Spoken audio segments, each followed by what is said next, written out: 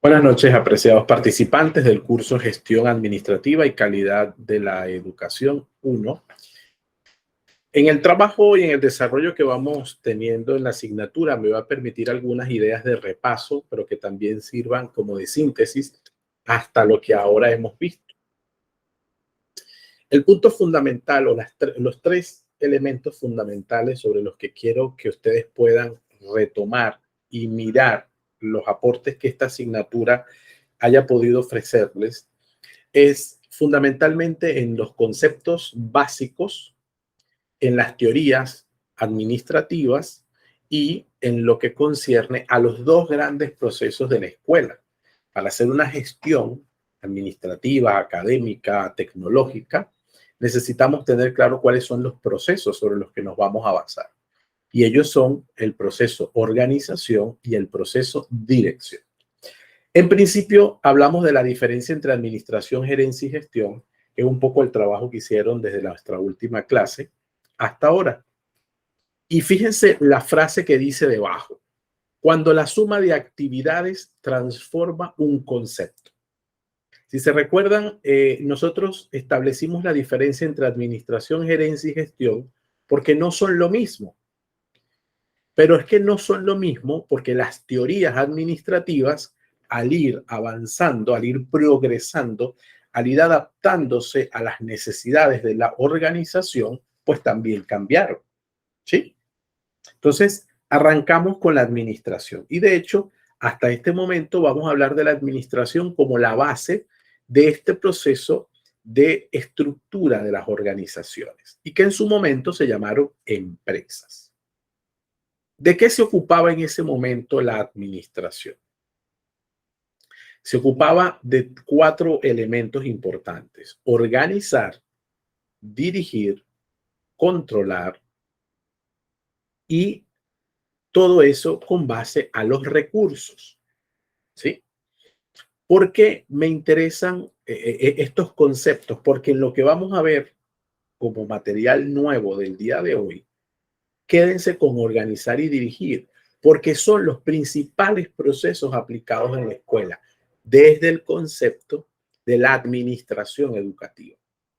Por eso, esta asignatura está ubicada en el rango de la formación de administración educativa y su segunda parte está en la maestría en dirección y supervisión, porque contiene otros aspectos más relacionados con la calidad. ¿Qué pasa con la gerencia? La gerencia aparece y establece 2 aspectos más: planificación y optimización. No porque en la administración no se planificaba, craso error no pensar eso, porque además las teorías clásicas y la teoría científica de la administración de Henry Fayol y de Taylor nos van a decir que la planificación es el primer proceso básico. Pero lo vamos a subsumir en el ejercicio de organizar y dirigir. Por eso el gerente no solamente organiza, dirige, controla los recursos y los planifica, sino que los optimiza. ¿Qué quiere decir optimizar? Quiere decir que los utiliza con eficiencia y con eficacia. Y no se olviden de esta fórmula: eficacia más eficiencia es igual a efectividad.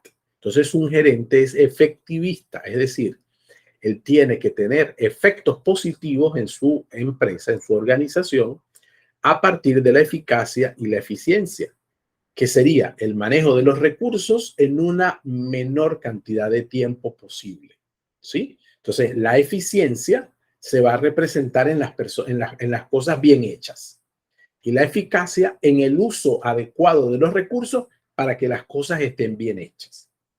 Les voy a poner un ejemplo.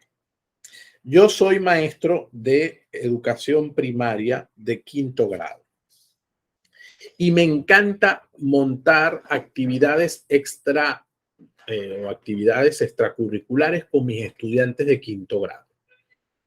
Y siempre utilizo un presupuesto muy elevado y gasto muchos materiales. Los niños siempre quedan contentos y los papás quedan extremadamente contentos. ¿Soy eficiente? Sí. ¿Logro mis objetivos?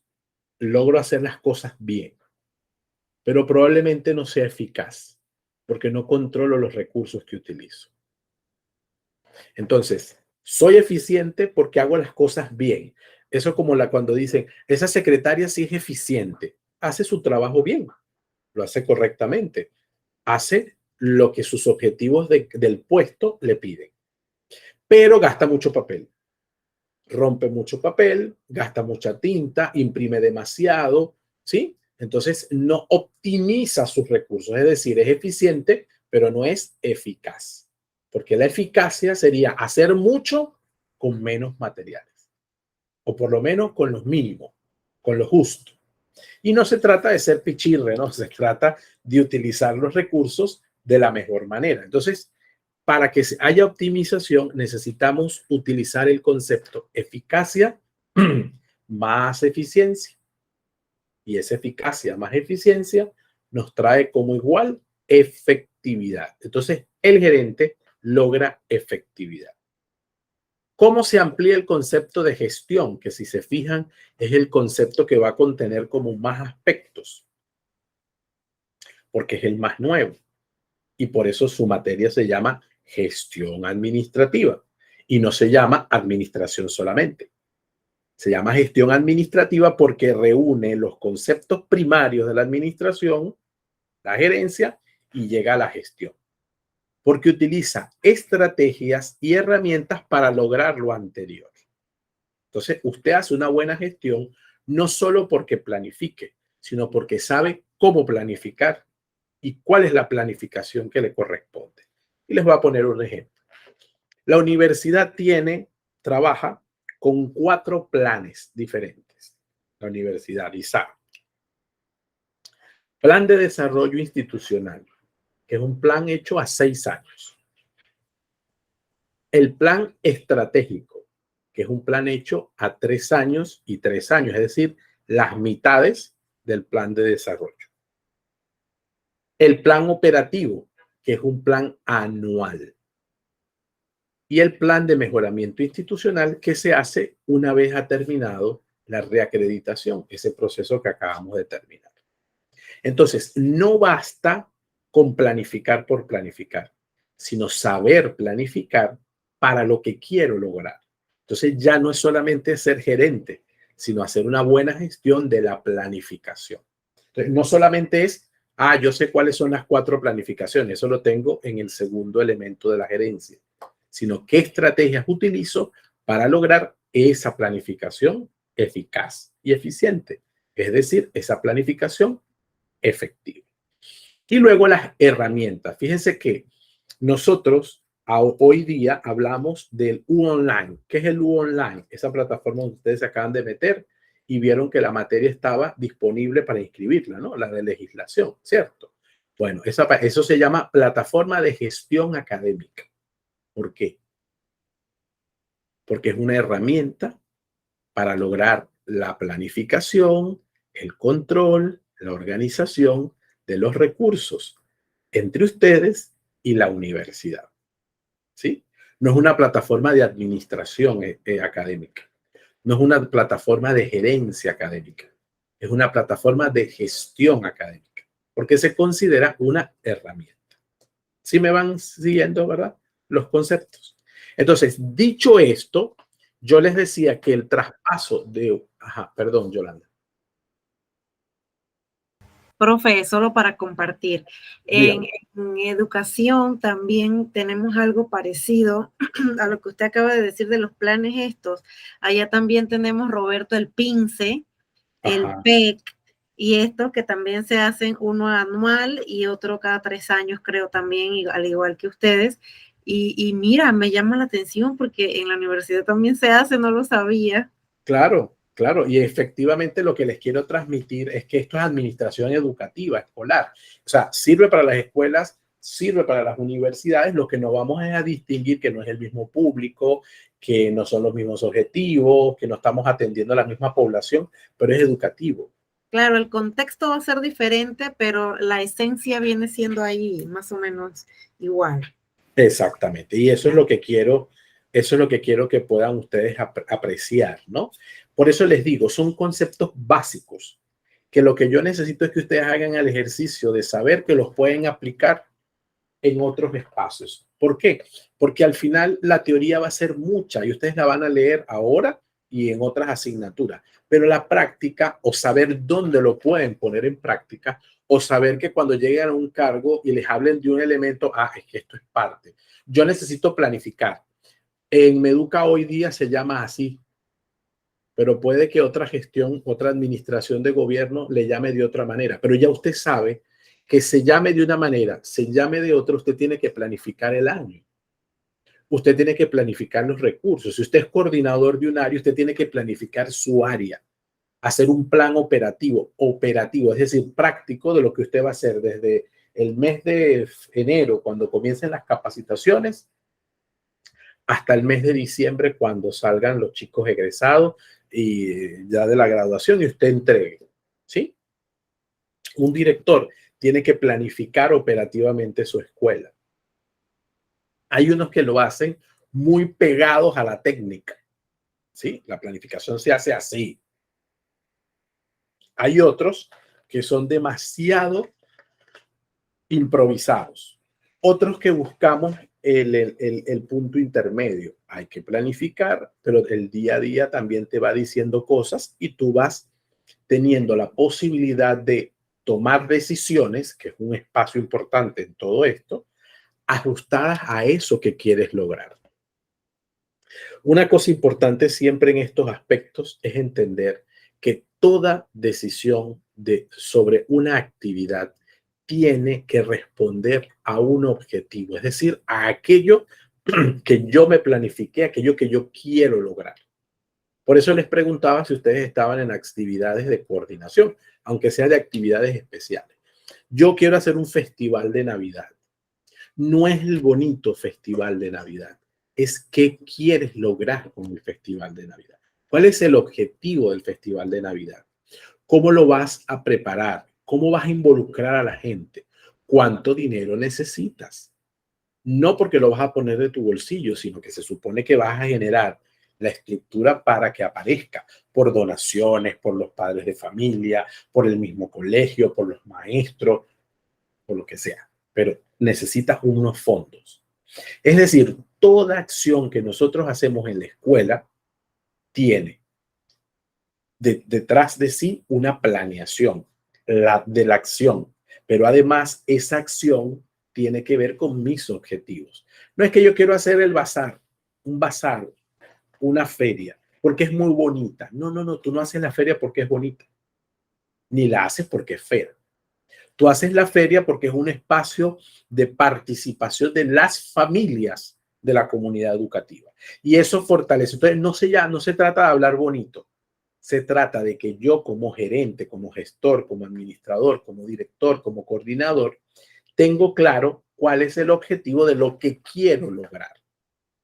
¿Sí?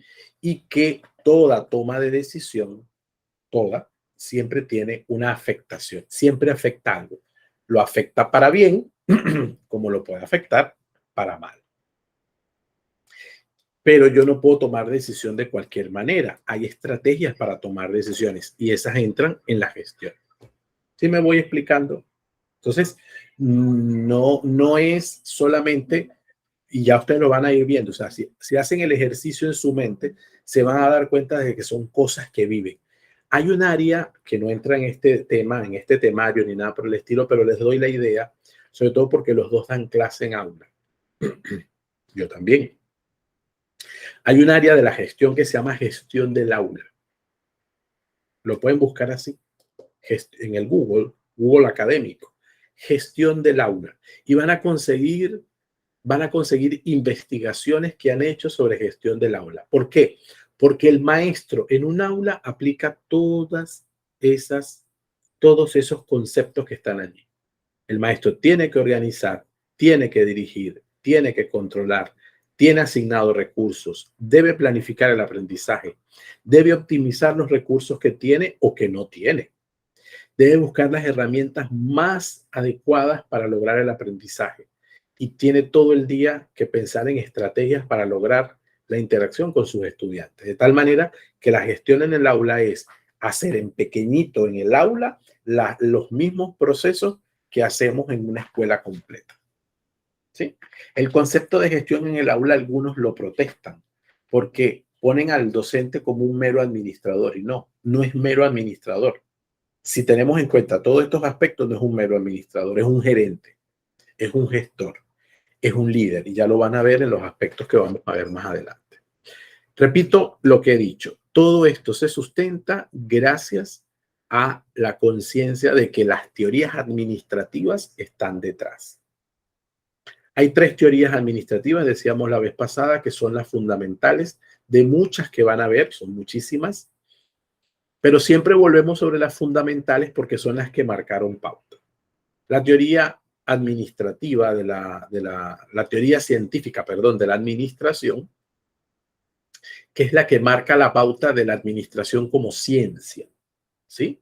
Iniciada en un momento particular donde las ciencias se empezaron a ampliar. Ya no era solo la filosofía, ya no era solo la medicina, ya no era, o sea, había muchas áreas de conocimiento que no se consideraban ciencia, sino que eran áreas, disciplinas. Cuando comenzaron a considerarse ciencia es porque se empezaron a sistematizar. Y la administración fue la primera, fue una de las que en ese momento se sistematizó, así como se sistematizó la sociología, como se sistematizó la psicología, la antropología, áreas del conocimiento de la filosofía se empezaron a desprender y comenzaron como a centrarse. Bueno, la psicología se encarga de la psique, la antropología se encarga de los aspectos culturales y de vivencia del ser humano. La sociología se va a encargar de los grupos, ¿sí? Del ser humano, pero visto como grupo. La administración se va a encargar del ser humano organizado para producir. Y así nace la administración como ciencia. La otra teoría es la teoría clásica, que dicho sea de paso es una teoría que representa unos 14 principios de la administración, que son en sentido muy amplio esto que ustedes están viendo allí. O sea, ya Fayol, Taylor es el de la teoría científica. Henri Fayol, que es más bien un francés, Taylor es norteamericano, Fayol va a ver más bien la visión europea de cómo puede organizarse la industria. Ambos eran ingenieros. Entonces, lo ven desde la ingeniería, lo ven desde la estructura de los procesos que se necesitan para fabricar, porque además eran empresas, organizaciones manufactureras. Y eso es importante tomarlo en consideración.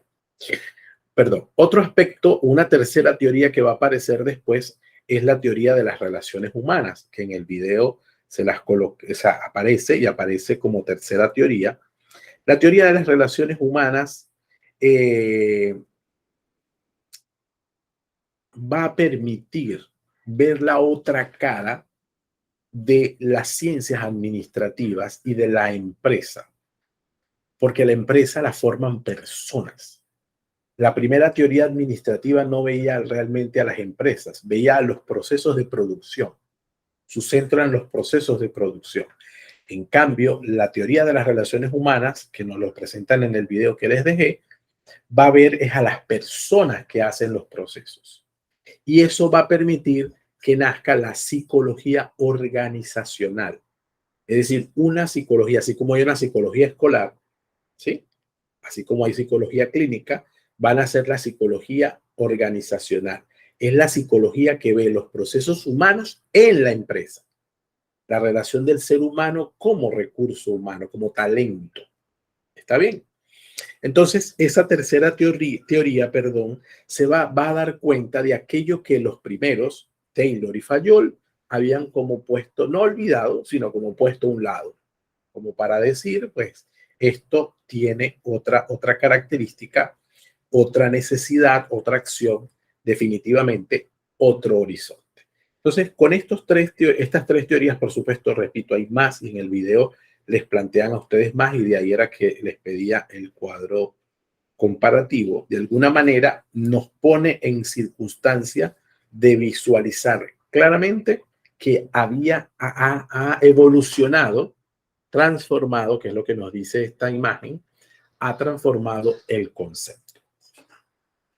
¿Preguntas sobre esto? Sí, como usted menciona, profe, de Elton Mayo, me parece fundamental las relaciones interpersonales. De Así igual es. más aún acá en los centros escolares, que bien se sabe que cada uno tiene su propia mentalidad, su propio objetivo, sus propias metas. Sin embargo, hay que trabajar de manera conjunta. Entonces es muy importantísimo las relaciones interpersonales que antes se dejó de lado, ¿no? Parece importante eso, esa parte también. Efectivamente, así es. De hecho, cuando decimos que se deja a un lado, es como les digo, o sea, lamentablemente se veían otros procesos, se veían los procesos como en el centro de la dinámica habitual, y estos procesos de alguna manera también representan, bueno, no diría un problema, pero sí una limitación a lo que de alguna forma trata de transferir la organización. Y eso es por supuesto, al final es un problema. Y es un problema porque, permítame, es un problema porque limita, deja de lado al ser humano. Y por eso me quedo, repito, aunque hay otras teorías que van a ir más adelante, necesitaba que termináramos con la Delton Mayo, porque la Delton Mayo al final nos va a poner a nosotros en el área educativa claros en el proceso. La segunda parte de esta materia la doy yo, la suelo trabajar yo también. Y allí yo pongo el problema más claro, yo pongo allí el problema más claro en que la preocupación de la calidad, cuando entremos a la calidad en términos más directos, esa es la preocupación más fuerte, que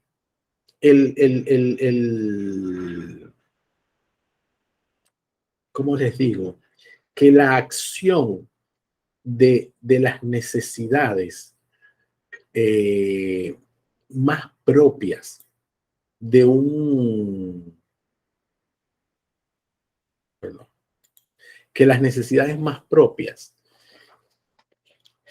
de una escuela se subsuman, es decir, se partan en procesos más que en las personas. Y es el equilibrio que hace la reacreditación. La acreditación, claro, de forma objetiva, nosotros nos centramos en tratar de ver los procesos, tratando de verlos con una estructura que no mezcle los sentimientos a la persona. Pero la verdad sea dicha es que muchas de las cosas que hacemos las personas tienen que ver. Entonces, probablemente allí haya que hacer un ejercicio más equitativo. Y eso es lo que yo creo que Mayo le aporta a estos procesos administrativos. ¿Por qué?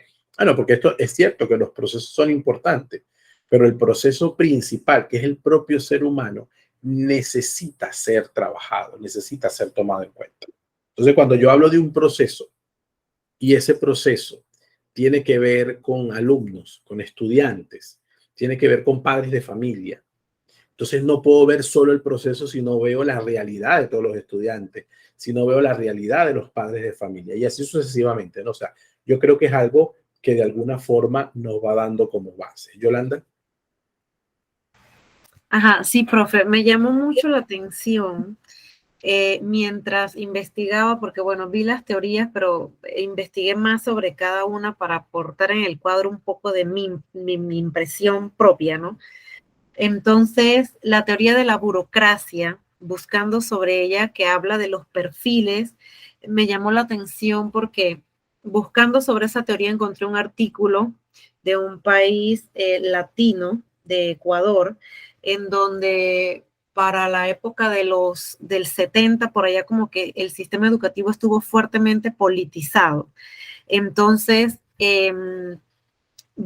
ahí hablaban de esa teoría, o sea, en el artículo ese la mencionaban y decían de la influencia que tenía el sistema político en el perfil de las personas que ocupaban, o sea, no era por el mérito, por la formación que tenían que tener, sino más bien iba relacionado a la creencia política que cada ciudadano tenía y mencionaban a Max Weber allí con la teoría de la burocracia en ese artículo. También, bueno, seguí leyendo, me gustó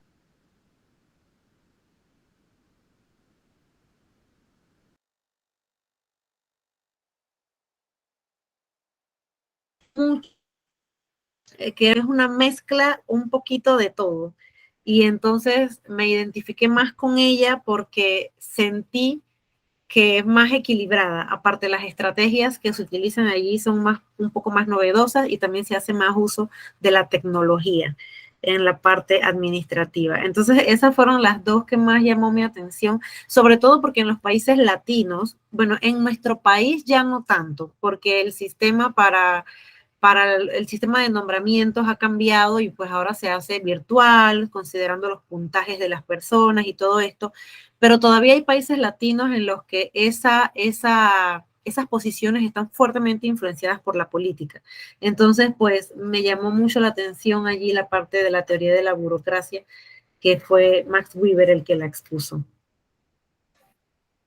No creas, Yolanda, todavía se mantiene, todavía tiene esos tentáculos la política en la parte administrativa, porque mira que casualmente este año cambiaron el director regional de Panamá Oeste, que ni siquiera se realizó ningún concurso y fue a dedo, y de igual manera otras regiones que todavía hay, lastimosamente el sistema educativo todavía está politizado, ¿no? Sí, sí, sí, Uno sí. es conocido y No Sí, escapa todavía en su totalidad de esa realidad, pero creo que si lo comparamos con décadas anteriores, ha habido una pequeña más. mejoría. sí, a Ajá, eso voy. A los cargos docentes ya hay un poco más de estructura que permita menos burocracia. No, que permita menos improvisación, para decir un término más claro, ¿no? Claro, también hay que entender, Roberto, que hay cargos, no digo que no estoy justificando, solo explicando, ¿no? Hay cargos en toda la administración pública que son cargos de confianza, que se llaman cargos de libre elección y remoción. El director regional es el caso. Lo que sí puede ser y que probablemente falte es el perfil de ese cargo, porque yo lo puedo escoger a dedo, siempre y cuando tenga este perfil. Pero yo te quería preguntar, ¿cuál es el perfil del presidente de la República? ¿Qué dice la Constitución política del primer servidor público del país? La edad y la nacionalidad. Así ya. ¿Sí? Entonces, eso puede tener muchas lecturas. La positiva es que todo ciudadano habilitado con esas características puede ser elegido presidente. La lectura negativa es que cualquier persona sin formación, sin ideas, sin capacidades, solo porque tiene carisma político, puede ser presidente. Entonces, ¿sí? Entonces, y es elección popular, no es puesto a dedo. Lo quiero controvertir en función de los puestos, ¿no? Que yo comparto contigo, en cierta manera, el dedeísmo y también, por otra parte, los perfiles. Yo fui elegido rector porque tengo las características que me pide el estatuto universitario y gocé de la votación positiva de la junta directiva. Pero si yo tuviese la votación positiva, pero no tengo las características, probablemente yo no pude haber sido designado. Entonces, eso lo que hace es tratar de ser más objetivo el proceso. Y en torno a lo que dice Yolanda de la burocracia tiene un lado muy positivo porque permitió estructurar el Estado. Es decir, la teoría burocrática, su base es el modelo estructuralista, que es una filosofía. La filosofía estructuralista es una filosofía que establece estructuras porque genera un cierto orden. Entonces la burocracia nació para poner orden, no nació para poner trabas en lo que se ha convertido, ¿sí? Y lo digo así porque en Europa las estructuras burocráticas funcionan porque les ha permitido vivir con orden. En América Latina lo sentimos como una grandísima imposición. ¿Por qué? Porque no nos permiten vivir en orden, sino que en lo que debería ser orden, para nosotros lo sentimos como una serie de imposiciones y trabas para los procesos. ¿Qué han hecho en América Latina? Hay un principio de administración que es abreviar procesos. Justo toda la propuesta posterior a la teoría burocrática. Hay quienes son pro, hay quienes están en contra. ¿Quiénes están en contra? Están en contra los que politizan los puestos y mientras más puestos tenga para yo llevar a concurso o para designar a dedo, más visión política tengo porque esos son votos. O porque me los dieron y estoy pagando el voto, o porque quiero mantenerme y por lo tanto los tengo allí. ¿Sí? Esa es la parte negativa de la burocracia o de la teoría burocrática. La parte positiva es la capacidad de estructurar el Estado, porque nace en Alemania, que son bastante estructurados, y a ellos les ha funcionado en ser una potencia.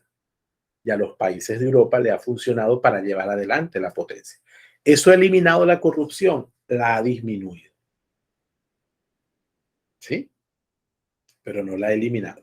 Eso en temas políticos, pero en temas de escuela sí ha ayudado a poner orden, porque la teoría burocrática en las escuelas ayuda a estructurar cuáles son los mecanismos de ascenso, de jerarquía y de organización. Que se ha vuelto, y eso sí se los dejo de tarea, se ha vuelto un elefante blanco, eso es otra cosa. Sí, eso es una metáfora. Un elefante blanco. Busquen qué es un elefante blanco como una metáfora de filosofía para que se den cuenta que es algo que no es sencillo. ¿Sí? ¿Algún comentario más o pregunta? Sí, profe. No. Mira que casualmente lo que me estaba comentando Yolanda, de igual manera en Argentina, tuvieron que hacer protesta, como siempre es característico de acá, de nuestro continente, que hay que hacer Correcto. protesta por ir a favor, que a veces vamos en contra, pero bueno, pero más que nada a favor de alguna situación. Por ejemplo, en la Argentina tuvieron que hacer protestas para poder, lo que usted comenta, profesor, sistematizar la elección de los supervisores, ¿no? Cosa que en Centroamérica y América Latina, décadas anteriores, se agarraban a dedos y de igual manera como los docentes, si había cursado 1 año, 2 años en la universidad, bueno, ahora eres maestro, décadas anteriores me refiero, Y era para así. Y gracias a Dios hasta ahora estamos avanzando, ¿no? Pero yo creo que todo el mundo tiene un potencial y una capacidad. Por ejemplo, si yo soy el presidente y voy a elegir el ministro del MOP, por decir algo, no voy a colocar un chef como ministro del MOP, o no voy a colocar, qué sé yo, otra persona, o sea, debe ser alguien, o sea, lo puedo colocar burocráticamente según mi criterio, pero alguien que reúna el conocimiento para ejercer adecuadamente esa función, porque quizás el chef no va a hacer bien su trabajo, pero si tuviera una formación en esa área, probablemente impacte con su. Yo ahora que estoy dando estas materias, yo digo, Dios mío, yo no sabía nada. Yo pensé que yo sabía algo de dirección y no sabía absolutamente nada, porque apenas llevo 2 materias y he aprendido tantas cosas nuevas.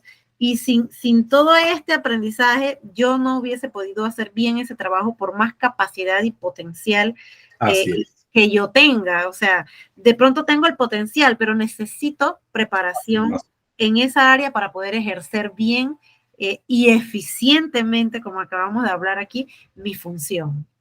Y entonces ahora te va a empezar un hormigueo en el cerebro y en el corazón. y se los voy a advertir, porque van a empezar a evaluar a sus directivos con mucha más dureza. Porque ustedes van a empezar a evaluar si ellos aplican o no aplican tantas cosas que ustedes van a ir aprendiendo. Y yo solamente les voy a decir lo que me dijo alguien una vez de mi formación. Cuando te toque a ti, no seas igual a lo que criticas. Ojo con eso, porque, ojo, yo vengo formando docentes en el área de administración desde el año 2007. Y ya muchos están en área administrativa, ya están dirigiendo. Aquí en esta maestría he tenido supervisores. Y ellos se han confrontado mucho con muchos aspectos que uno va diciendo. Pero por eso les digo, alguien a mí me dijo, yo empecé a enseñar a formar directores cuando empecé a ser director, pero porque tuve una formación en pregrado, cuando hice la licenciatura en educación muy buena en administración escolar, y hice prácticas de administración escolar, y eso me ayudó mucho. Pero la verdad, a mí lo que me terminó de formar fue ejercer como director. Pero muchas cosas que yo criticaba, entendí por qué eran así. Y alguien una vez me dijo, un director, y esto se los comento como una anécdota, yo era coordinador de un colegio, era maestro de un colegio, coordinaba un área, pero no era coordinador, era un docente más. Y le llevé la contraria al director de la escuela sobre el caso de la expulsión de un estudiante que había robado. Y el reglamento decía taxativamente que una persona que robara tenía que retirarse, porque además eso era un internado. Todos los internados no podías permitir, sobre todo si lo tenías con las manos en la masa. Él tuvo que someter a votación la expulsión del estudiante, pese a que yo prácticamente me enfrenté a él y le llevé la contraria. Y yo decía que por qué estábamos votando algo que el reglamento claramente decía que no había que votar. El reglamento decía que era expulsión inmediata.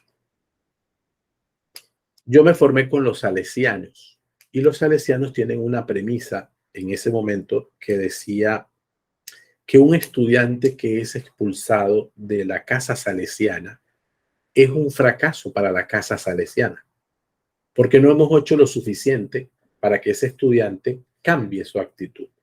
Máxime cuando ha robado, que quiere decir que hay un tema de valores, ¿no? El estudiante tenía poco tiempo en la casa salesiana. Lo cierto es que yo me enfrento, se vota y él vota en contra de la expulsión. Y dice, tengo razones para votar en contra de la expulsión, aun cuando sé, como dice el profesor Gustavo, que es lo que la norma pide. Todos votamos a favor de la expulsión y hubo que expulsarlo. Él tuvo que acatar lo que el Consejo, allá en Venezuela, las normas dicen que lo que diga el Consejo General es de acatamiento inmediato.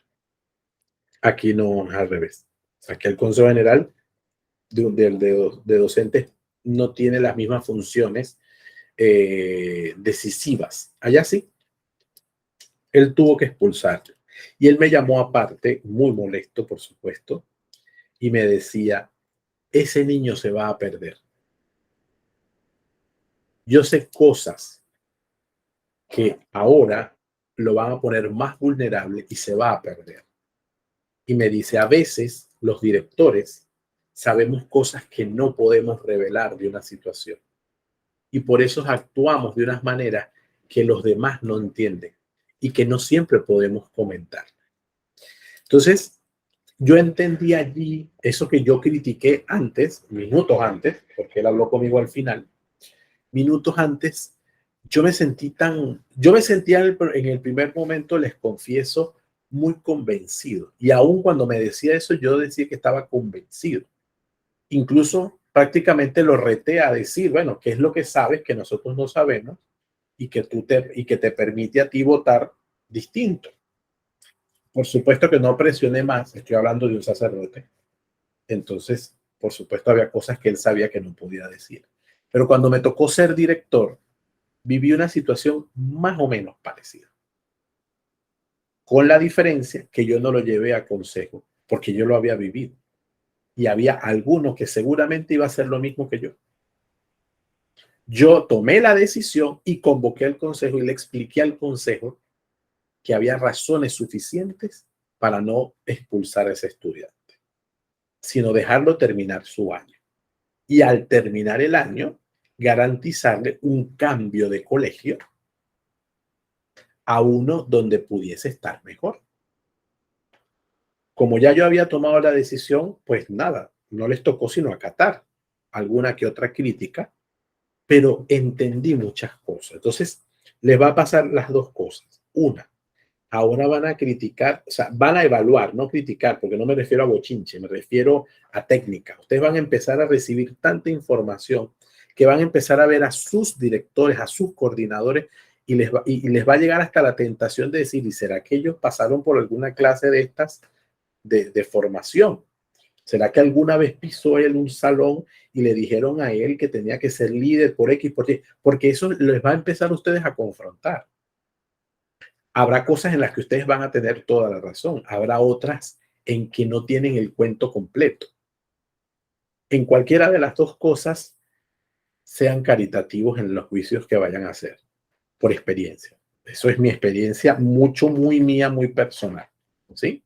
Porque a veces se voltea la tortilla y te ponen en situaciones de nuevas que son muy difíciles. Y repito, a veces tenemos información que incluso no podemos revelar. Y no por confesión, pero sí por sigilo profesional, por respeto profesional. Entonces, eso para que lo tengan en cuenta. Vamos a ver, yo les había preparado este video porque les decía que vamos a trabajar dos grandes procesos. El proceso organización, este lo tienen en la lección número 2, y el proceso dirección, que se los voy a explicar yo al terminar. En esos dos procesos es donde ustedes tienen que ahora visualizar la escuela. Les van a hablar de diversos procesos, incluso la materia que sigue, que es legislación, les va a hablar de toda la estructura legal del Estado sobre la educación, es decir, todo el basamento legal de la educación. Y ustedes ahí se van a percatar que toda la administración educativa se basa en las leyes. Y a usted le va a parecer eso increíble, pero es así.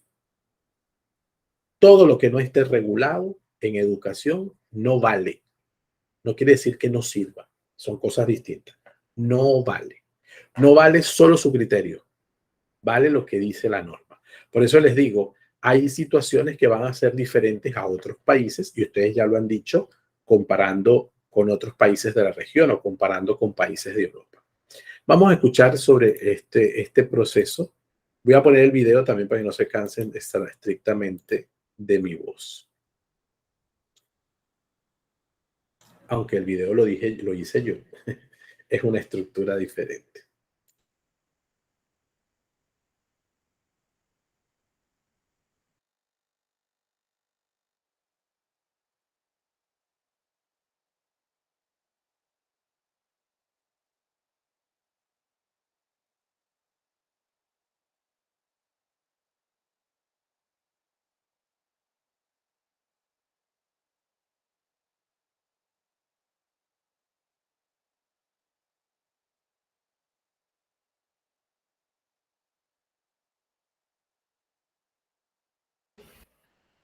Profe, no se escucha, no sé si está respondiendo. No, todavía. No, ya voy.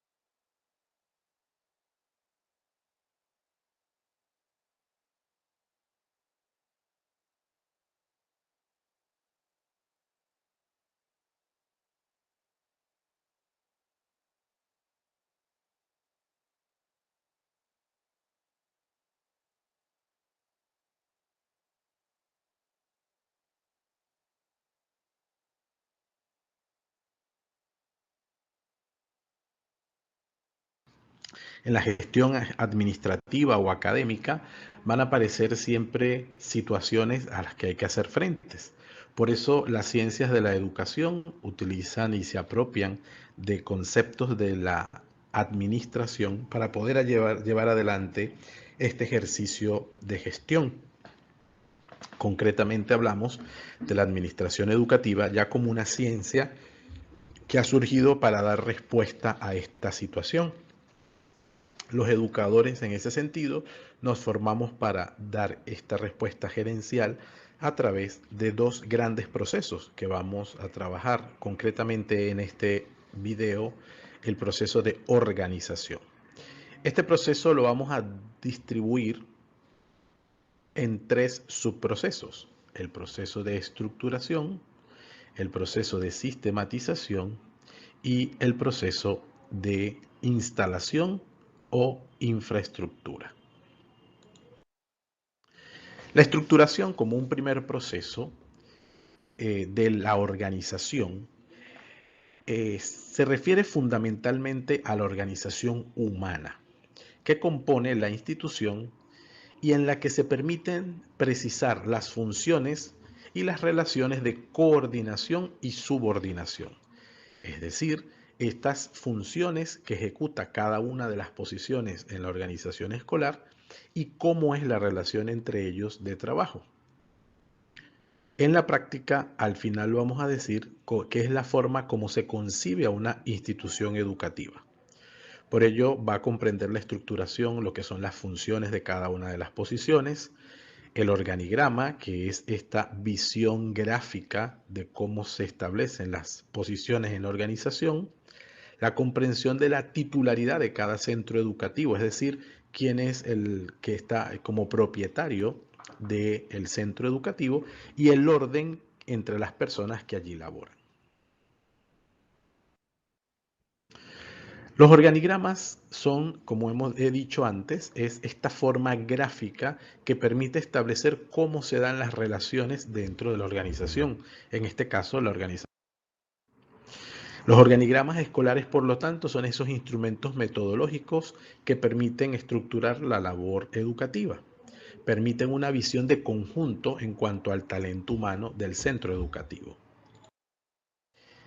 Es de suma importancia porque permite ver la organización escolar desde su estructura, las funciones de todo el personal directivo, docente, especialista, administrativos, obreros, estudiantes e incluso acciones externas que coadyuvan al trabajo escolar, las relaciones entre las unidades estructurales, esto que podemos llamar también unidades administrativas, las unidades de mayor o menor jerarquía o incluso unidades de apoyo y especializadas, y las comunicaciones e informaciones entre ellos.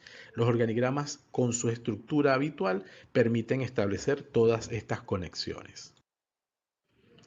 Sigue siendo importante los organigramas porque generan vías de coordinación y acompañamiento, facilitan la gerencia y por lo tanto la gestión educativa, facilita el crecimiento y la diversificación porque se visualiza hacia dónde se va y qué posiciones de alguna forma son necesarias o dejan de serlo.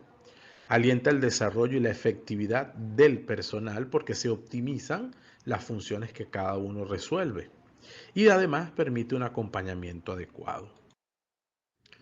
Un ejemplo, como podemos establecer aquí, estaría el director, la secretaría o la secretaria del director, el subdirector, que es en las rayas verticales, vamos a hablar de relaciones de subordinación, las rayas horizontales son relaciones de coordinación.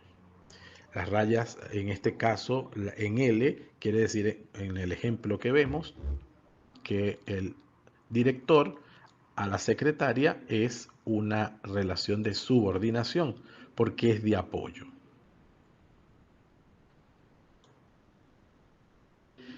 Con respecto al subdirector y todos los grados que están en la parte inferior, efectivamente ese es el modo como de alguna forma podemos ver la subordinación, pero fíjense que la raya horizontal, en este caso esta raya de acá, nos permite visualizar entre primero, segundo, tercer y cuarto grado relaciones de coordinación. y el personal obrero estaría, en este ejemplo, en la parte inferior. No decimos a través de este ejemplo que es la manera correcta en términos de las funciones. Lo que es correcto es el uso de la distribución de las líneas que generan un gráfico y que nos permite ver los niveles de jerarquía, los niveles de coordinación y las funciones. No habla de que un cargo sea mejor que otro o más importante que otro, no. Al final quiere referirse a quién depende de quién, a quién le funciona qué cosa y qué relaciones hay entre ellas. Se pueden clasificar los organigramas de varias maneras. La forma como se muestra la estructura pueden ser analíticos, generales o suplementarios. Y según la forma y disposición geométrica, por decirlo de alguna forma, serían verticales, que es el tipo más clásico, los horizontales, que se hacen de izquierda a derecha, los escalares, como una escalera, y los circulares, que son los últimos en aparecer y que además tienen una forma muy particular de mostrar estas estructuras, bastante cómodas y bastante innovadoras, por cierto. El símbolo y referencias convencionales para comprender un organigrama. Hay dos maneras. La unidad unipersonal, la que compone un individuo. Pongan los ejemplos que tenemos allí: director, ministro de educación, ¿sí? Es una unidad unipersonal. O una unidad pluripersonal, la que componen varias personas. Por ejemplo, Ministerio de Educación o dirección. En cualquiera de los dos casos es positivo, es permitido utilizar tanto la unidad unipersonal como la unidad pluripersonal. El único elemento importante en la elaboración de organigramas es que se mantenga la misma estructura. Esto es, si todos utilizan unidad unipersonal, pues así debe colocarse. Si todos utilizan unidad pluripersonal, esta debe colocarse. La forma vertical indica autoridad, mando, que lo decíamos antes en este ejemplo, pues el director sobre el subdirector. En el caso de las especializaciones, son estas rayas que horizontales permiten varias estructuras similares una al lado de la otra, pero que entre ellas además hay una forma muy particular de trabajo, es decir, estamos hablando de grados, ¿no?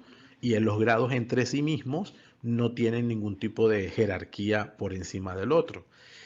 Tampoco entre ellos necesariamente tienen que coordinarse. Lo cierto es que son especialidades que están una al lado de la otra. Es como en grandes instituciones pueden ser las direcciones o las divisiones que están una al lado de la otra, porque son especialidades de un área determinada. En ese mismo ejercicio de símbolos y referencias convencionales están las funciones deliberantes, que son los consejos, por decirlo de alguna forma, y los modos de coordinación que se da entre departamentos, como es el caso del ejemplo. Entonces, estas, si se dan cuenta, son funciones a través de una simbología de líneas discontinuas, como se dice, y que de alguna forma no son continuas. ¿Qué diferencia hay? Que esos son espacios de deliberación o espacios de consulta. Son consejos que no tienen un rango jerárquico dentro de la institución, pero son necesarios para el trabajo. Por ejemplo, el consejo de docente es un ente colegiado donde participan todos los docentes de una institución.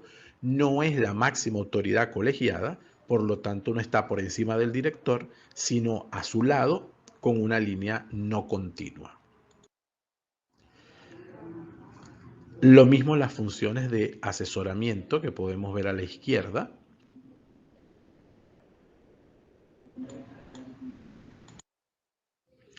La sistematización es otro de los subprocesos del gran proceso de organización y es una parte fundamental en la organización porque tiene la misión de lograr los objetivos para la cual ha sido creada, ¿no? La sistematización incluye dos aspectos fundamentales. Todo lo que son las normas de orden jurídico, legal y administrativo, por una parte, y las normas relacionadas a las tareas definidas y a la división del trabajo. Concretamente, la sistematización va a recoger toda la reglamentación, estatutos, acciones escritas que de alguna manera definen el plan de trabajo de la organización. Planes estratégicos, planes de desarrollo institucional, planes operativos, todo lo que se permita de alguna forma sistematizar el hacia dónde va la organización entra en este subproceso. Y la instalación la tenemos como un subproceso importante porque hace referencia a la infraestructura física del centro educativo. Esto nos permite no solamente ir a la infraestructura física como tal, sino ver planes de construcción, ampliación, dotación y mantenimiento de la planta física, la elaboración de normas y procedimientos técnicos para el diseño y formulación de proyectos, asesorías y supervisiones técnicas relacionadas con la planta física, bomberos, protección civil u otros entes del Estado que permitan garantizar que las instalaciones educativas estén óptimas para el servicio. Eso va a incluir muchísimos aspectos como sanitarios, mobiliario, accesibilidad, ahora también todo lo que es el concepto de espacios inclusivos, de tal manera que la infraestructura física no es solamente la edificación, sino cuán preparada está esta instalación para atender el hecho educativo y atenderlo en consonancia con las nuevas tendencias, es decir, una infraestructura innovadora. Por eso no es solo la infraestructura en sí, sino todos los modos que se puedan dar para ampliarlo. Incluso el inventario de los recursos materiales, todo lo que compone el mobiliario escolar y al final todos los recursos para la enseñanza y herramientas técnicas en general. De tal manera que un laboratorio de informática, un laboratorio de ciencias naturales, un laboratorio o un espacio para la educación física, para la recreación, para el deporte, el acceso, atención de personas con necesidades educativas especiales o discapacidad física, por decir un caso, son todos estos aspectos los que tienen que garantizarse a partir de la instalación. Estos aspectos importantes, como ya vemos, puede llegar a aspectos tan sencillos como pupitres pensados para diestros y zurdos, mesas, sillas, pizarras, iluminación, ventilación, mobiliario, ya lo dijimos, los servicios sanitarios, el acceso al agua potable, espacios pastorales o espacios de uso común que pueden ser para escuelas que son confesionales, por decir, es decir, todos sus laboratorios, capillas, si fuera en el caso, aspectos de construcción, si son modulares, si son edificios, rampas de acceso, techos, escaleras, desagües, recogida de aguas de lluvia y otros espacios en común que aunque no estén contemplados en la lista anterior, siempre van a ser importantes en el entorno de las instalaciones educativas. Con esto cerramos este video que ha querido de alguna forma centralizar 3 subprocesos importantes del proceso de organización: sistematización, instalación y estructuración. Muchísimas gracias.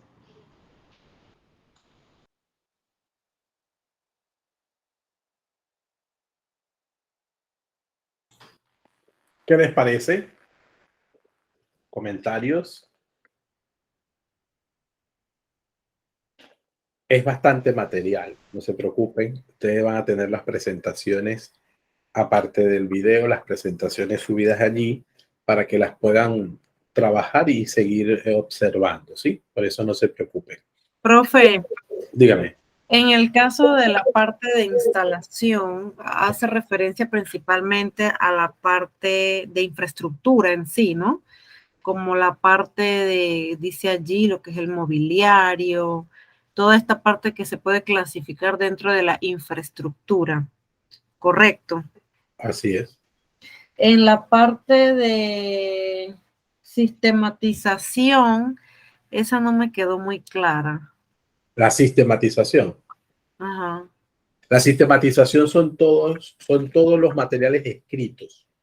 Sistematizar es poner por escrito todo, los estatutos, los reglamentos, las leyes que estén dentro de una institución. Por ejemplo, si yo te digo la sistematización en ISAE, los reglamentos de carrera, reglamentos de estudiantes, reglamentos de profesores, de biblioteca, de uso de laboratorios de tecnología, todo lo que reglamenta, todo lo que estructura, pero también los manuales de funciones. que los manuales de funciones dicen cuáles son las funciones de esa secretaria. Esta y esta. ¿De quién depende? De esta persona. ¿Quién es su jefe inmediato? Tal persona. ¿Ella tiene personas bajo su mando? Sí. ¿Cuántas? ¿Por qué? ¿Para qué? Todo eso que se pone por escrito es la sistematización. Es la sistematización, así es. Ahí entraría también, por ejemplo, si hay reglamento de vestimenta, por ejemplo. Sí, todo eso. Correcto. Sí. Así es. Profesor, es un manual. Sí, sí, lo que llamamos manuales, pero no uno, sino toda actividad que sea puesta por escrito, que se sistematice, es parte del proceso. Claro, para hacerlo más sencillo, cuando uno pone ejemplos, uno dice eso. Manuales de procedimientos, manuales de cargo, reglamentos, incluso las planificaciones. Solamente que ahora vamos a ver el proceso, el subproceso planificación en el otro proceso. Entonces, para no enredarlo, no meto las planificaciones. Pero cuando esas planificaciones tienen una estructura y una manera de hacer, es decir, es un proceso, todos los procesos que yo pongo por escrito, todo, planificación, evaluación, toma de decisiones, comunicación, liderazgo, todo eso, eso es sistematización. Cuando yo hago un acta para dejar constancia de que apliqué una sanción a un estudiante, eso es sistematización. Cuando yo dejo constancia de un acta donde le felicité a un estudiante por el desarrollo de una actividad, eso es sistematización. Cuando yo dejo constancia, evidencia, es que estoy sistematizando los procesos. O los estoy incorporando en un sistema lógico, por eso se llama sistematización, porque responden a un sistema lógico. Entendido, profe. ¿Sí? Las escuelas no tienen, bueno, no, las escuelas no necesariamente tienen, pero sí ahora tienen sistemas de calidad. Eso es sistematización. ¿Sí? Profe, es que con el PINCE, con la ministra Lucy, es que se estaba haciendo eso, el sistema de calidad con el PINCE. Correcto, correcto. Que de hecho ella es la primera que llama a las universidades a acreditarse justamente en aras de ese mismo proceso de sistematización. ¿Sí? Ahora viene el proceso dirección. Entonces, por eso es que les hablé de dos grandes procesos, dirección y organización. ¿Sí? Y la dirección, ya la organización la vimos, tiene tres subprocesos, ¿sí? Estructuración, que son los organigramas, la estructura, las posiciones. Sistematización, que es toda la estructura escrita del proceso de la organización. Y la instalación, que es la infraestructura. La dirección, entonces, organizar y dirigir. Si se acuerdan que son las dos primeras palabras de administración. La dirección contiene dentro de sí 8 procesos o subprocesos que vamos a tomar en consideración. Unos son más complejos que otros, unos son muy evidentes. Entonces, los voy a explicar, pero de alguna manera lo que quiero llevar con ellos es que esta estructura que les presento, que no siempre la van a conseguir así en los libros, es una estructura peculiar que permite ver toda la globalidad de una escuela, ¿sí? Y eso parte, estos dos procesos, dirección y organización, parten de la filosofía institucional, es decir, la misión, la visión, los valores y los objetivos organizacionales. Todo lo que es la identidad de la organización, la insignia, la bandera, el estandarte, el nombre de la institución. Por eso a veces se pide que los nombres sean de epónimos, se llama eso, los nombres de una empresa, de un lugar, de una escuela en este caso, sean nombres de personas reconocidas de la comunidad. Entonces, eso es importante decirlo porque también forma parte de la visión que se tiene dentro de una escuela. Ahora, con la dirección, como proceso importante, vamos a, de alguna manera, a establecer sus características, ¿no? Y a partir de allí, pues explorar un poco estos aspectos. Permítanme activar el puntero. Entonces decíamos que tenemos la planificación, la toma de decisiones, la coordinación, la comunicación, la supervisión, el talento humano, que sería recurso humano, pero talento humano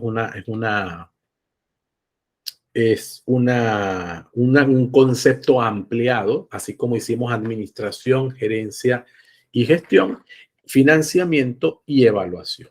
Hay elementos que nos involucran de forma directa, otros elementos que tenemos una estructuración, una sistematización también muy importante, ¿no? Como el caso del financiamiento.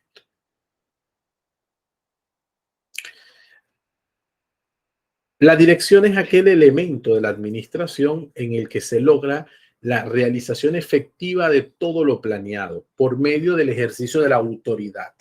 Entonces, la dirección parte de que tienes autoridad para desarrollar algún elemento. Se transmite esta autoridad y sus resultados por medio de la comunicación. Se vigila simultáneamente que se cumplan de forma adecuada todas las órdenes emitidas. A partir de allí, actores participantes en el proceso educativo, pues son muchos de estos actores: supervisor sectorial o regional, director, que es el supervisor nato de un plantel, subdirector, coordinadores, personal administrativo, obreros, docentes y discentes, comunidad local. Digamos que estos son los actores participantes del proceso. Las competencias básicas, por lo tanto, de un director van a rondar en estas características, que a veces, de una forma muy exigente, terminamos pensando que son unos superhombres o supermujeres, ¿no? Proactivo, educador, aprendiz, comunicador, controlado, global, sinergizador, competitivo, visionario, íntegro, tecnousuario, innovador, ¿no? Son términos que nos ayudan un poco a esperar esas competencias básicas, ¿no? Y la coparticipación en la institución escolar es un concepto que entra en el término de la dirección, un poco para entender que el director no es el único que tiene la responsabilidad, sino que todos los actores de la comunidad deben perseguir la mejora de la calidad de la educación de esa institución. Son copartícipes, son corresponsables. Esto es importante porque muchas veces la norma pone sobre el director una carga mucho más fuerte, ¿sí? Y eso es importantísimo tenerle cuidado. Primer subproceso es la planeación. La planeación es el establecimiento de objetivos que se deben alcanzar y que se deben alcanzar a través de actividades, recursos que se emplean. Vamos a establecer que toda institución tiene tres entornos o dimensiones de la planificación. La macro, la dimensión de la planificación macro, que son las planificaciones de la institución. Plan estratégico, plan operativo, plan de desarrollo. Las programaciones o la planeación medio, ¿sí? Que son las planeaciones que hace la institución con proyectos específicos, ¿no?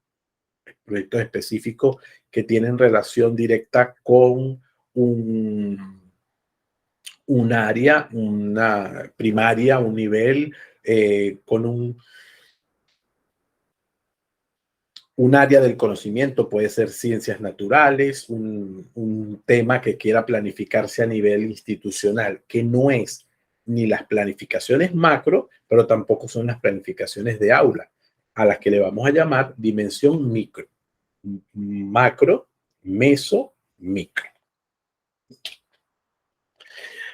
Objetivos de una planificación: bueno, hacer que una labor sea más consciente y percibida, señalar los objetivos que se desean alcanzar, indicar las tareas a realizar para la consecución de los mismos, precisar los recursos humanos, materiales, financieros, tecnológicos, ¿sí?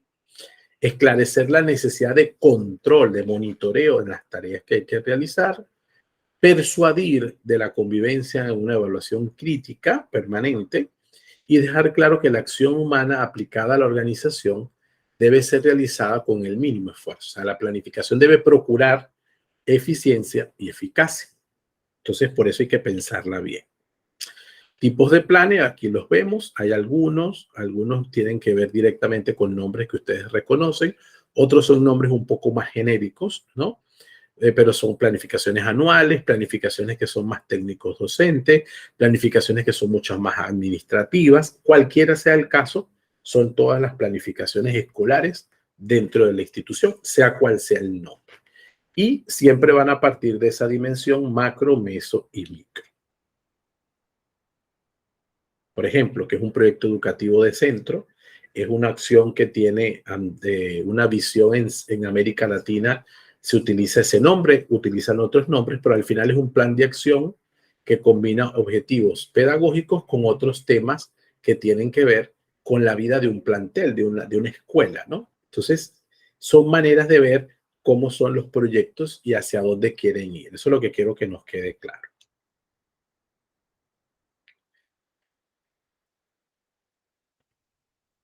Estas son las características de lo que puede ser un plan. Esta es una matriz que puede servir de estructura para lo que debe colocarse en un plan estratégico. La toma de decisiones es otro proceso que parece una nimiedad, pero no es que es una acción única. La toma de decisiones va a comprender fundamentalmente la escogencia de una alternativa dentro de un sinnúmero de posibilidades. En una escuela, toda persona que tiene la gestión de un proceso, sea escolar, sea en el aula o sea un proceso mucho más amplio, está permanentemente tomando decisiones. Aquí lo importante del proceso de la toma de decisiones es que siempre debe ir apegado a lo que planifiqué. Es decir, que la toma de decisiones tiene que ver entre lo que planifiqué y mis objetivos institucionales. Entonces, cada vez que yo vaya a decidir, necesito digerir, necesito pensar, necesito reflexionar, necesito analizar el contexto y siempre ver el bien mayor de la institución, el bien mayor del niño, en este caso, el bien mayor de todo lo que tenga que decidir, sea disciplina, sea horario, sea jornada laboral, cualquier decisión que yo tome. Y entender que toda decisión siempre va a afectar a alguien y a algo. Hay decisiones programadas, es decir, que ya sabemos que tenemos que ponerle una fecha a la graduación, pero la graduación va, de tal manera que es una decisión programada. Como hay decisiones que no son programadas y que surgen de la naturaleza misma de la acción pedagógica, de la acción de la organización escolar. En el proceso de la toma de decisiones, por supuesto, hay esquemas, por eso les decía antes, son estrategias que nos sirven, nos ayudan a tomar decisiones. Identificar el problema, desarrollar las alternativas, evaluarlas, escoger la alternativa, implementar la decisión tomada y controlar y evaluar, es decir, monitorear qué pasa con esa decisión. Yo decidí que ahora los niños van a terminar sus clases 5 minutos antes y todos van a bajar al patio antes de irse para hacer una oración. Bueno, voy a evaluar si eso es posible, si los 5 minutos se cumplen, si son más de 5 minutos, si los profesores necesitan más tiempo para poder bajar a los estudiantes al salón, al patio. Es decir, cualquier decisión que yo tome necesito también evaluarla. Eso es importante. La coordinación, como su nombre va a indicar, coordina, es decir, ordena entre los pares, entre los iguales. Por eso se habla de que es un proceso integrador. Las partes se ajustan y por lo tanto buscan la armonía y evitan pues las fricciones, evitan duplicidad de trabajo. Por eso hay que coordinar las estrategias. Y en una escuela es fundamental. Cuando no se coordinan estrategias, se repiten actividades, se duplican los esfuerzos y no se es ni eficiente ni eficaz, porque no hay efectividad en las acciones que se dan. Por eso a un coordinador se le llama como tal, porque él organiza una determinada etapa para que haya armonía a un determinado nivel, para que haya armonía, para que no haya duplicidad, para que la toma de decisiones sea ordenada. O sea, es un poco el deseo, ¿no? Las coordinaciones pueden ser verticales u horizontales. Las coordinaciones pueden ser entre grados, maestros de cuarto, quinto y sexto, entre ellos se organizan, se coordinan, es una coordinación horizontal, porque todos son maestros. Pero una coordinación vertical es el coordinador de una etapa o el coordinador de un área o el coordinador de un departamento, porque él es verticalmente el líder, pero el que es líder porque no dirige, sino que organiza, armoniza todas las actividades de una determinada instancia. La comunicación es un proceso importantísimo. Sabemos que la comunicación es el intercambio verbal, escrito, visual, que transmite información. Aquí es importante entender que la comunicación no puede ser solamente espontánea. Hay comunicaciones que vamos a llamar en las instituciones oficiales. Entonces, las comunicaciones oficiales están estructuradas en quién las dice, cómo las dice, cuáles son los canales por donde se debe comunicar y cómo es la comunicación entre las instancias de una determinada oficina o de un determinado lugar. Eso es sumamente importante. Y por ello la comunicación forma parte de todo este engranaje. Ya sabemos que los elementos de la comunicación pasa por el comunicador, lo que se transmite, la esencia de lo que se transmite, un receptor y la reacción que produce. Entonces pasa desde comunicaciones masivas a comunicaciones directas. Y aquí es importante tomarlo en consideración, porque hay comunicaciones verticales, que son órdenes, de abajo arriba, que son consultas, hacia los lados, que son coordinaciones, y de adentro hacia afuera, que son comunicaciones oficiales. Eso es importantísimo tomarlo en cuenta y hoy en día, por eso las organizaciones tienen un área encargada de la comunicación para garantizar que haya una estructura y una manera. De hecho, en la pregunta de Yolanda sobre la sistematización, hoy en día también se hacen reglamentos de imagen y comunicación institucional, como para garantizar que todo ese aspecto comunicativo esté guardado, resguardado y además sistematizado. Con la supervisión es un punto importante porque es uno de los procesos más delicados. En los procesos de dirección, la supervisión va a formar una parte importante de esa evaluación continua del desempeño de todos los participantes y de todo el proceso educativo. Por lo tanto, va dirigido a que el currículum sea eficiente, a que la didáctica sea la adecuada, a que el docente perfeccione su acción. Finalmente, la supervisión es la que va a garantizar que todo se esté llevando adecuadamente, que se logren los objetivos y que se vuelva a retornar siempre el proceso de revisión de los aspectos. La supervisión en este caso va a tener varios principios que primero, en todo caso, debe ser proporcional a todos los miembros del personal. Es decir, no supervisa solo una persona, supervisa cada uno en cualquier espacio que se le asigne. Debe ser derivada de la situación y no impuesta. Es decir, no es fiscalización, es supervisión. Y aquí es importantísimo, porque el supervisor también planifica, coordina, dirige, ejecuta y controla.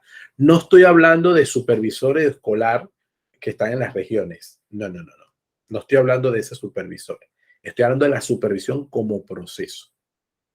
La supervisión como proceso debe ser cooperativa, desenvolverse en un clima de cooperación entre el supervisor y los subordinados. O sea, un coordinador de nivel es un supervisor, un director es un supervisor, un jefe de departamento es supervisor porque está supervisando que el trabajo se realice adecuadamente. Debe ser una supervisión más práctica que teórica. Requiere acciones, tanto prácticas técnicas como también maneras personales, todas para mejorar la calidad. Debe ser científica y democrática, es decir, que debe escuchar ambas partes. Debe respetar las diferencias individuales y debe usar distintas técnicas. En la supervisión es importante la valoración permanente de los procesos. Por eso se utilizan formatos, porque no puedo supervisar a lo que a mí se me ocurra. Debo supervisar en función concreta de lo que debo hacer. Tipos de supervisión, pues tenemos 4 acá. Preventiva, necesita vislumbrar situaciones que pueden darse. Correctiva, porque ya tengo la situación y necesito intervenir sobre ella. Constructiva, no solo va a detectar problemas, sino que analiza qué causó, perdón, y cómo puede solucionarse, y creadora porque estimula al final innovar en otras maneras que se deseen hacer. Hay, de acuerdo a la supervisión, supervisiones internas, que son todas las instancias de un colegio, como las externas, que ahora sí hablo de los supervisores regionales. Talento humano es una acción gerencial que procura como proceso llevar adelante a las personas idóneas para cada una de las acciones que tiene que recurrirse en una escuela. Entonces, a lo que decía, ahora un director no debería ser cualquiera. Se supone que hay un parámetro de talento humano que dice cuál es su perfil. Un subdirector pasa lo mismo, un coordinador, un docente de aula, un docente que vaya a enseñar ciencias, ¿verdad, Roberto? O un docente que vaya a trabajar en preescolar o en primaria. Cada uno tiene sus funciones porque además hay una estructura idónea y eso lo da el proceso de reclutamiento y el proceso de talento humano, que es el que acompaña a las personas que hacemos vida en las organizaciones escolares, ¿sí? El factor humano en la organización pues genera la eficiencia que sea de alguna manera operada adecuadamente y las relaciones humanas que están influenciadas por el grupo, por el ambiente, por el clima que se desarrolla en una organización, cualquiera que ella sea.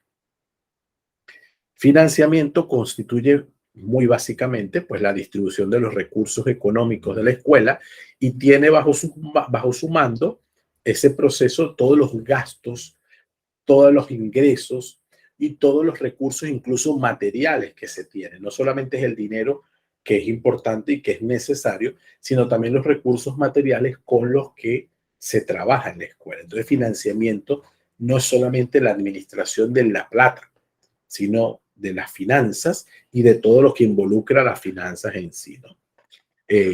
Por supuesto que se basa en un presupuesto, se basa en un balance de gastos y de ingresos y debe rendir cuentas de todo lo que se maneja.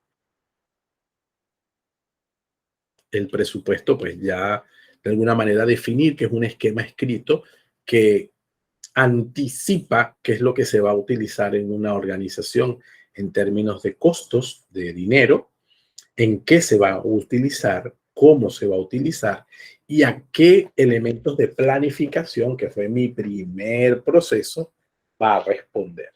¿Ok? Eso es importantísimo. Entonces, el presupuesto no se hace improvisado, sino que es una forma muy organizada de establecer hacia dónde quiero utilizar el dinero, cómo lo quiero utilizar y cómo puedo ser más efectivo en el uso de esos recursos. Consideraciones para el proceso, para un presupuesto adecuado, pues hay varias. Al final, la evaluación es el proceso administrativo mediante el cual se revisan los resultados que se obtienen. Gracias a los procesos intermedios, que no quiere decir que sean totalmente lineales, pero la evaluación me permite ver qué estoy logrando de lo que me propuse. Y si la planificación era macro, meso y micro, la evaluación también lo va a hacer. La evaluación macro me permite evaluar mi plan estratégico o mis planes institucionales. La evaluación meso me permite evaluar los proyectos mesos, los proyectos medios, y la evaluación de los aprendizajes micro me permite evaluar la planificación del aula, la micro. Entonces, cada una tiene que ver una con otra. Eso es cuando hablamos de evaluación formal. La evaluación informal es una evaluación mucho más sencilla, más cotidiana, que permite valorar todos los procesos que se vayan dando y cómo de alguna manera se van tomando decisiones sobre la marcha. Por supuesto que al hablar de evaluación institucional, aquí hablamos de un proceso de diálogo, un proceso donde deben intervenir, si no todas las personas que están en la escuela, representantes de todos los sectores, para que pueda haber armonía, para que pueda haber eficacia, para que pueda haber un verdadero patrón de evaluación que permita decir que se ha logrado efectivamente y que no se ha logrado efectivamente. principios para evaluar. El control de evaluación ha de estar en manos de los evaluados, o sea, que deben saber que van a ser evaluados y en qué. Debe estar encaminada en reglas éticas que garanticen el respeto de las personas.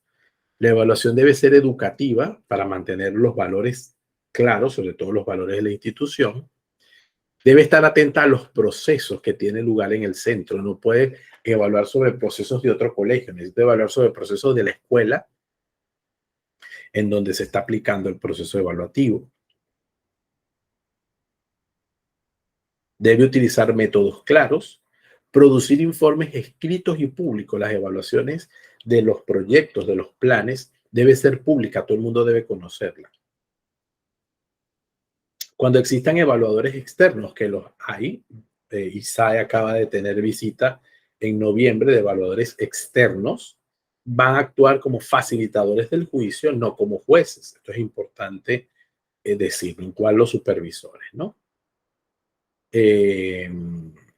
Algunos indicadores de evaluación institucional, si se desarrolla un espíritu de equipo, si se solicita la opinión de los distintos integrantes de la comunidad, si se realiza seguimiento a los objetivos que se establecen, si existe un proceso educativo de centro que se puede evaluar. Son indicadores, es decir, pautas que nos ayudan a ubicar la evaluación de la institución.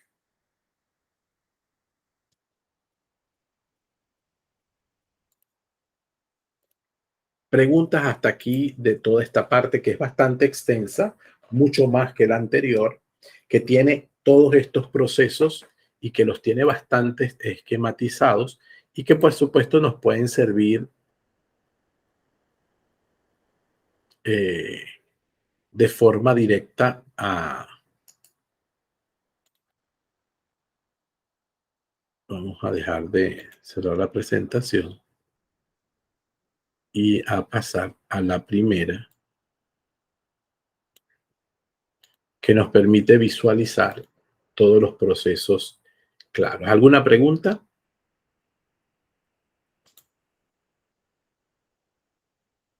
Hay que digerirlo.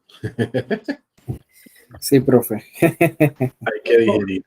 Esta estuvo más compleja que la anterior. Sí, por eso, porque son además 8 procesos, los otros son solo 3, entonces uno como que se ubica como más fácil, ¿no? Permítanme... Esta no está en la plataforma, profe. No. No, esta ya se las dejo con la grabación, pero sí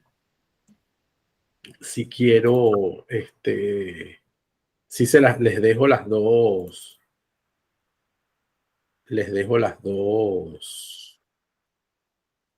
¿cómo se llama eso?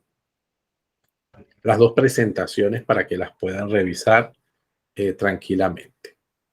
La primera sí está, profe. La unidad 2 ya lo vi en la parte de organización.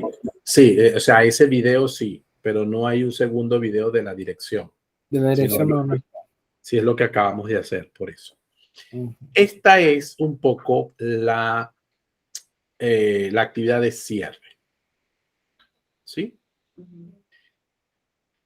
El presente documento es la adaptación de un baremo de evaluación escolar que viene de estos dos procesos que pretende diagnosticar el estado de una institución educativa.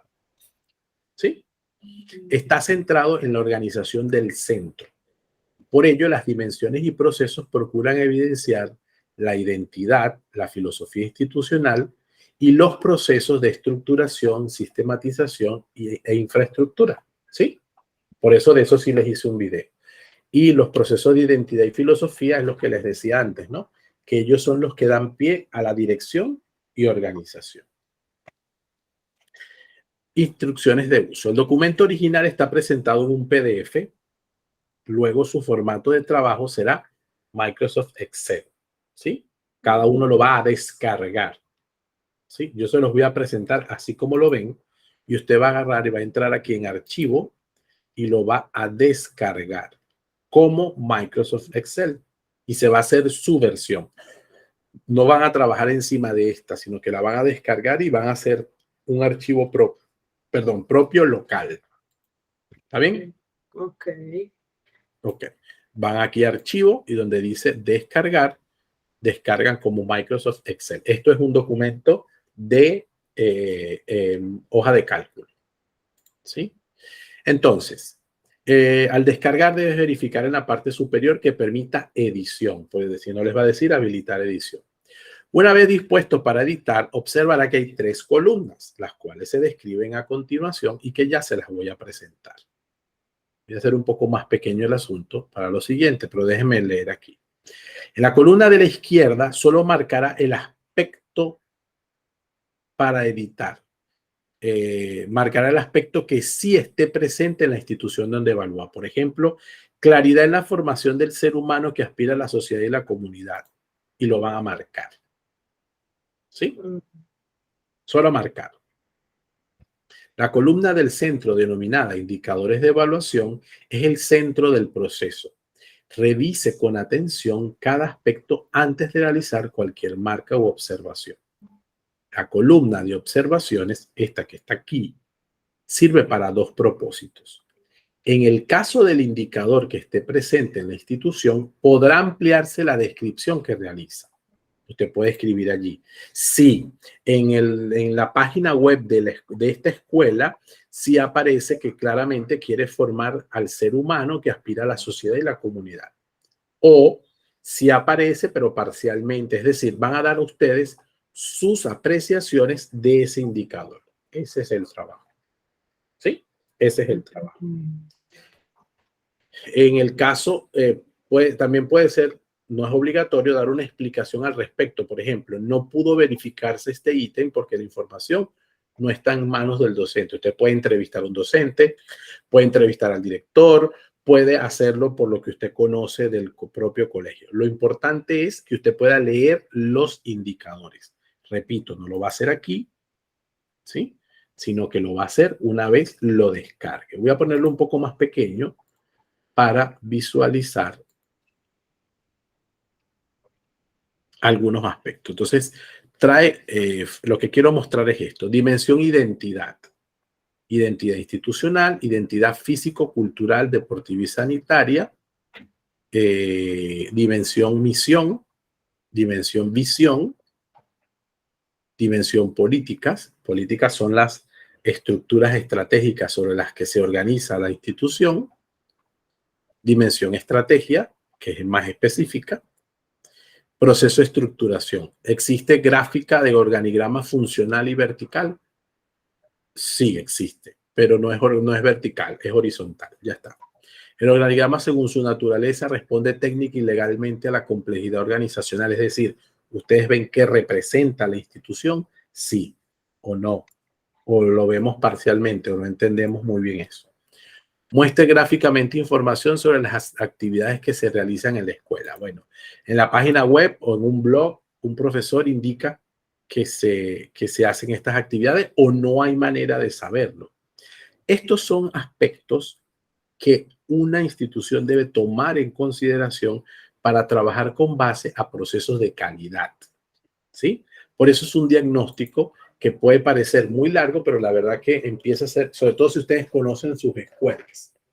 Si no las conoces tanto, no pasa nada. Puedes hacer una pequeña entrevista a algún directivo. Mira, estoy haciendo un trabajo para una materia de la maestría y me hace algunas preguntas concretas sobre lo que hay en la institución, ¿sí?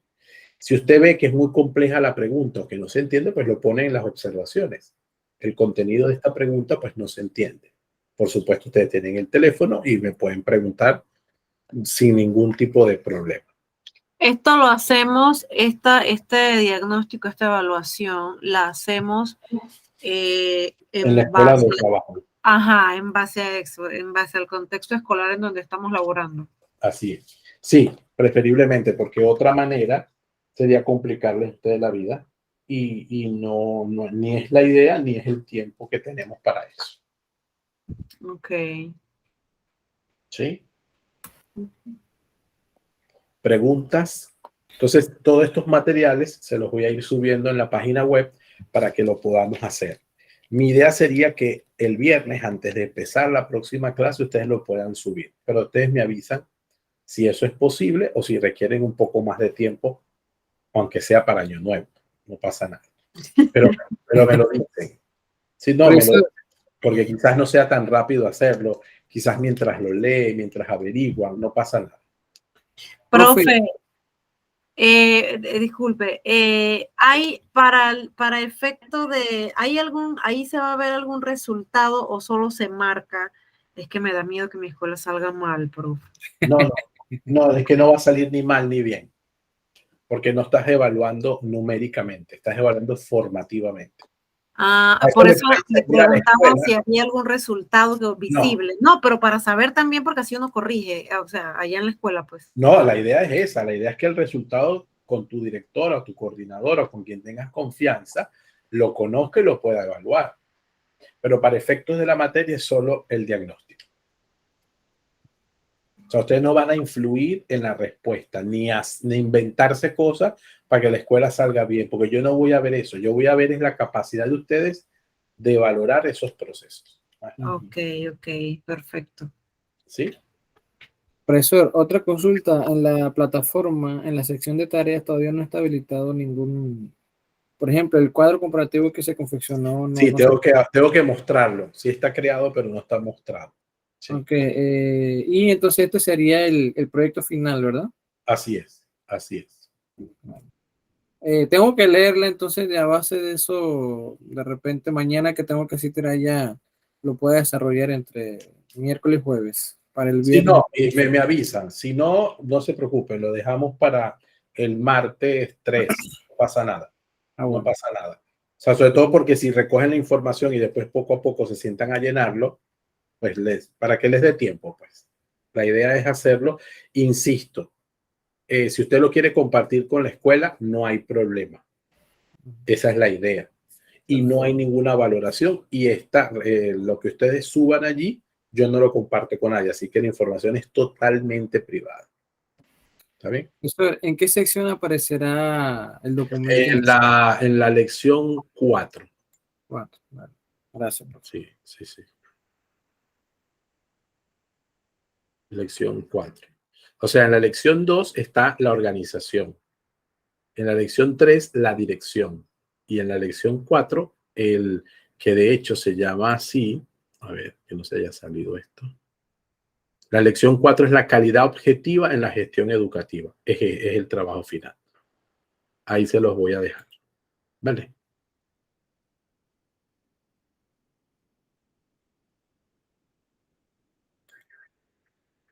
¿Preguntas?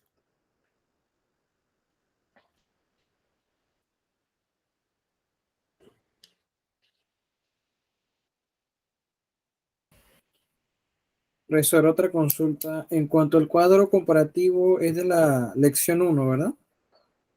Eso es lección 1, sí, señor. Para el 2 y el 3 no se sube nada entonces, hasta el No, nos vamos directo al trabajo final, porque Gracias. responde a estos dos aspectos. Vale.